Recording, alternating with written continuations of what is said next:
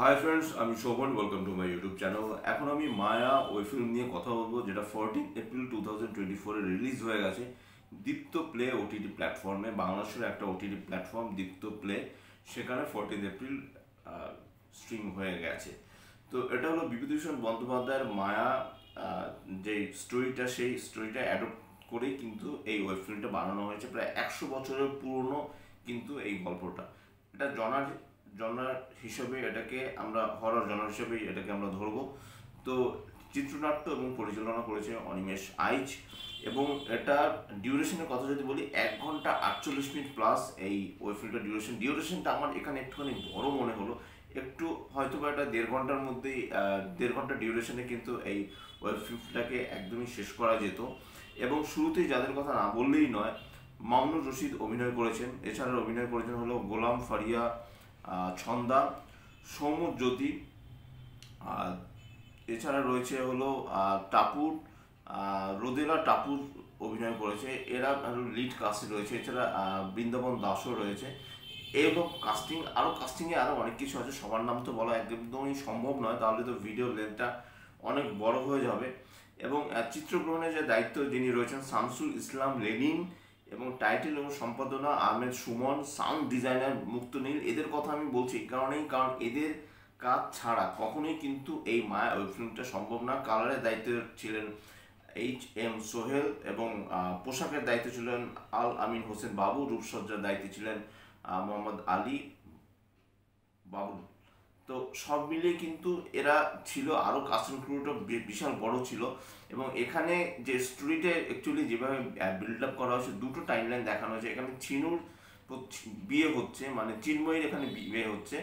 তা সেই বিয়েতে সে রাজি নয়, তা কিছুতেই তাকে রাজি মানে করানো যাচ্ছে না বলে সেরকম ব্যাপার নয়। তা মানে বিয়ের একটা অ্যাম্বিয়েন্স এখানে তৈরি করা হয়েছে। এবং পরবর্তীকালে দেখা যায় যে সে যে ছিনু যে ক্যারেক্টারটাও, সে অন্য একটা ঘরে চলে যায় এবং সেখানে গিয়ে সে গলায় দড়ি দিয়ে আত্মহত্যা করে। এখানে একটা টাইমলাইন শেষ হলো। তারপরে কাট টু কাট পরে একটা টাইমলাইন চলে আসি, যেখানে মেইন যে একজন অ্যাক্টরের কথা বলবো, সৌম্যজ্যোতি, মানে যার এখানে নাম থাকে মানবেন্দ্র ভৌমিক। সে তার একটা কাজের দরকার, এবং সে এমনই একটা বাড়িতে কাজ করে, যেই বাড়িতে কিন্তু রয়েছে মামুনুর রশিদের যে ক্যারেক্টারটা। আচ্ছা, তার ক্যারেক্টারটার নাম হলো পরাশর খুড়ো। তা পরাশর খুড়োর বাড়িতে সে কাজে আসে। এবং পরাশর খুড়োর তার বাড়ি নিয়ে অনেকে অনেক রকমের কথা বলে, যে তার বাড়িটা ভুতুড়ে বাড়ি। তার বাড়িতে এর আগে যারা কাজ করে গেছে তারা অনেক রকমের অনেক প্রবলেম ফেস করেছে। বেশি কিছু বলা যাবে না, কারণ এটাকে আমি স্পয়লার করতে চাই না। এখনও হয়তো বা মায়া ওই ফিল্মটা অনেকেই হয়তো বা দেখে উঠতে পারেননি। কাজে যদি স্পয়লার আমি যদি করে দিই, বা আমার এই যদি ভিডিওটা অনেকে দেখে না, তারপরে হয়তো বা যদি তারা মায়া ওই ফিল্মটা দেখে, হয়তো তাদের ভালো নাও লাগতে পারে। তো সেক্ষেত্রে আমি বলবো যে অ্যাকচুয়ালি আপনারা মায়া ওই ফিল্মটা দেখুন। অনিমেষ আইচের কাজ তো আপনারা অনেকেই দেখেছেন, রিনাউন্ড একজন বাংলাদেশের ডিরেক্টর, তার অনেক ভালো ভালো কাজ তো আপনারা দেখেছেন।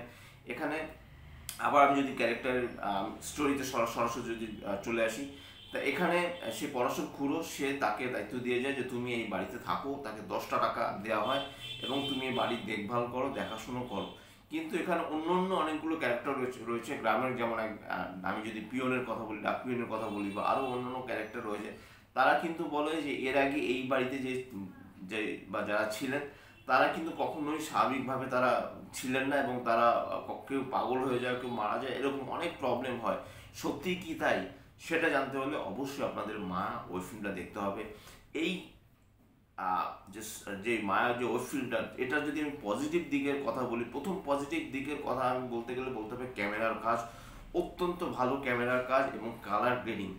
যেরকম কালার গ্রেডিং, একটা প্রিমিয়াম একটা ফিল পাবেন এখানে। আমি check out my YouTube channel, আমি কিন্তু মায়ার যেটা অ্যাকচুয়াল যে গানটা, টাইটেল ট্র্যাকটা, যেটা গানটা মল্লিকা রায় লিখেছে, সেই গানটার আমি সং রিয়াকশন দিয়েছিলাম। তখনই আমি বলেছিলাম যে তাদের কাজ খুব ভালো।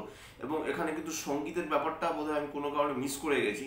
সঙ্গীতের যে দায়িত্ব নিয়েছে জনি শ্যান রুবেল, বেশ ভালো কিন্তু সে এখানে কাজ করেছেন, তার কাজ বেশ ভালো। এবং শুধু তাই নয়, বিজিএম থেকে শুরু করে এভরিথিং এত ভালো, খুব প্রিমিয়াম একটা ফিল পাবেন। প্রায় 15-2 ঘন্টা হওয়া সত্ত্বেও কিছু জায়গায় নিশ্চয়ই অবশ্যই বোরিং মনে হবে, কারণ যেহেতু এটা একটা হরর জনরার একটা কাজ।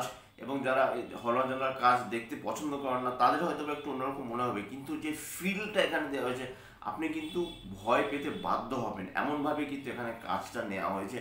এবং এটাকে নিয়ে বেশি কিছু বলা যাবে না, শুধু একটা সিনের কথা বলবো যেখানে এখানে মানবেন্দ্র ভৌমিক মূল যে ক্যারেক্টারটা, সে একটা সিন রয়েছে, সে মাছ কামড়ে খাচ্ছে, সেই সিনটা দুর্দান্ত। আর একটা সিনের কথা বলতে হবে যে পরশু খুড়ো যখন সে তার ভাগ্নেকে নিয়ে আসে, সে তার ভাগ্নে থাকে কলকাতায়, এবং পরশু খুড়ো 9 মাস পর সে তার বাড়িতে আসে, এসে কোথাও খুঁজে পায় না মানবেন্দ্রকে, একটা জায়গায় তাকে খুঁজে পায় একটা সিঁড়ির তলায়। তখন যে মানবেন্দ্রর যে লুকটা এখানে দেখানো হয়েছে না, অসম্ভব ভালো। এবং এখানে যে পোশাকের যে ব্যাপারটা, এখানে পোশাক পরিচ্ছদ যারা পরে আছেন, যেভাবে যে কাস্টিংটা যেভাবে করা হয়েছে এবং যে প্রপসগুলো ইউজ করা হয়েছে, যেভাবে লোকেশনে শ্যুট করা হয়েছে, এক কথা অসাধারণ। আরেকটা সিনের কথা বলতে হবে আমাকে অবশ্যই, সেটার উপর থেকে উপরে একটা পাইপ থেকে জল পড়ছে, যখনই যে মানবেন্দ্র দোতলায় যাচ্ছে তখন দেখা যাচ্ছে সেই জায়গাটা পুরো পরিষ্কার। এমনভাবে সিনটা ক্রিয়েট করা হয়েছে না, আপনি না একটু ভয় পেতে বাধ্য, বা কখনো নুপুরের আওয়াজ হচ্ছে, কখনো দেখা যাচ্ছে যে একটা মেয়ে ঘুরে বেড়াচ্ছে, সেই মেয়েটাকে তারপরে খুঁজে পাচ্ছে না মানবেন্দ্র, তারপরে মানবেন্দ্রর কি অবস্থা হয়, সেই জিনিসগুলো জানতে হলে অবশ্যই আপনাদের মা ওই ফিল্মটা দেখতে হবে। আমার কাজটা বেশ ভালো লেগেছে। পজিটিভ দিক, সত্যি কথা বলতে, যেরকম কালার প্যালেট যেরকমভাবে একদম শুরুটা যেভাবে হয়, মানবেন্দ্র একটা নৌকো চালিয়ে একটা লোককে নিয়ে আসছে যখন দেখানো হয়, মানবেন্দ্র যে ফার্স্ট যে সিনটা, সেই সিনটা এত সুন্দর, এবং গ্রাম বাংলাকে ছোট্ট সময়ের মধ্যে যত সুন্দরভাবে এখানে ক্যামেরা বন্দি করা হয়েছে, সেটা কিন্তু এক কথা অসাধারণ।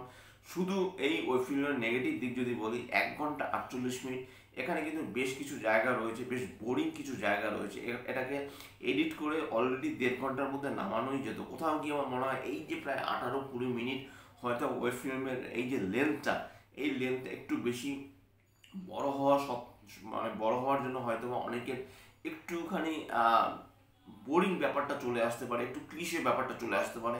কিন্তু তারপরেও আমি বলবো আপনারা কাজটা দেখুন। অনিমেষ আইচের তো প্রচুর ফ্যান ফলোয়ার্স রয়েছে এবং তিনি যথেষ্ট ভালো কাজ করেন, তিনি অনেকদিন বাদে বাদে কাজ করেন, তিনি বেশ বেছে বেছে কাজ করেন। এবং বিভূতিভূষণ বন্দ্যোপাধ্যায়ের মায়া, সেই যে স্টোরিটা অবলম্বন করে তিনি যে হরর জনরার যে কাজটা তিনি বেছে নিয়েছেন, এবং তিনি যে কত বড় মাপের একজন পরিচালক, সেটা কিন্তু এখানে তার যে ক্যামেরার যে কাজ, তার মাধ্যমে কিন্তু ফুটিয়ে তুলেছেন। এবং মানে কালার প্যালেট থেকে শুরু করে যে আলোকসজ্জা এবং আলোর যে যে দিনের বেলা রাত্রিবেলা যে নাইট ভিশনে যে শ্যুট করা হয়েছে, সেটা বেশ ভালো।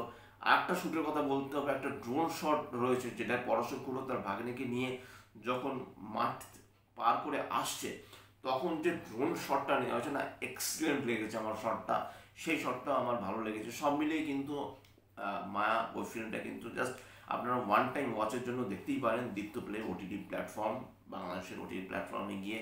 তা এটাই ছিল আমার মায়া ওই ফিল্মের রিভিউ। যদি আমার চ্যানেলটা ভালো লেগে থাকে, লাইক, শেয়ার, কমেন্ট এবং সাবস্ক্রাইব করতে বলবেন আমার চ্যানেলকে। ইনস্টাগ্রামের লিঙ্ক, ফেসবুকের লিঙ্ক এবং ইউটিউবের লিঙ্ক আমার ডিসক্রিপশন বক্সে দিয়ে দেওয়া রয়েছে, সেখান থেকে আপনারা আমাকে কানেক্ট করতে পারেন। এবং সত্যি কথা বলতে, মানবেন্দ্রর ভূমিকায় যিনি অভিনয় করেছেন সৌম্যজ্যোতি দাস, এক্সেলেন্ট অভিনয় করেছেন। এবং রোদেলা টাপুর, তার তো অ্যাক্টিং বেশ ভালো লেগেছে। কিন্তু কোথাও গিয়ে আমার মনে হয়েছে যে এই যে যে যে যে যে মেইন যে ক্যারেক্টারটা, যে মানবেন্দ্র ভৌমিকের যে মেইন যে ক্যারেক্টারটা, যথেষ্ট তিনি ভালো দেখতে, এবং তার কাজ, তার কথা বলার ধরন, তার বেশভূষা, তার অ্যাক্টিং, তার বডি ল্যাঙ্গুয়েজ, যথেষ্ট ভালো কাজ কিন্তু তিনি করেছেন। তাকে আরও, আমার মতে তাকে কিন্তু আরও সুযোগ দেওয়া উচিত। যাই হোক, এটাই ছিল আমার মায়া ওই ফিল্মের রিভিউ। আপনারা ভালো থাকুন, সুস্থ থাকুন, এবং অবশ্যই দীপ্ত প্লে ওটিটি প্ল্যাটফর্মের কাজ দেখুন। বাংলাদেশে আরও অনেক ভালো ভালো কাজ রয়েছে, বাংলাদেশে অনেক ভালো ভালো ওটিটি প্ল্যাটফর্ম রয়েছে, তাদেরও কাজ দেখুন। চরকির কাজ নিয়ে তো আমি প্রচুর প্রশংসা করি, এবং চরকি ওটিটি প্ল্যাটফর্মের অনেক কাজের কিন্তু আমি রিভিউ অলরেডি করেছি। So check out my YouTube channel, Shovan review. Till studio, tata.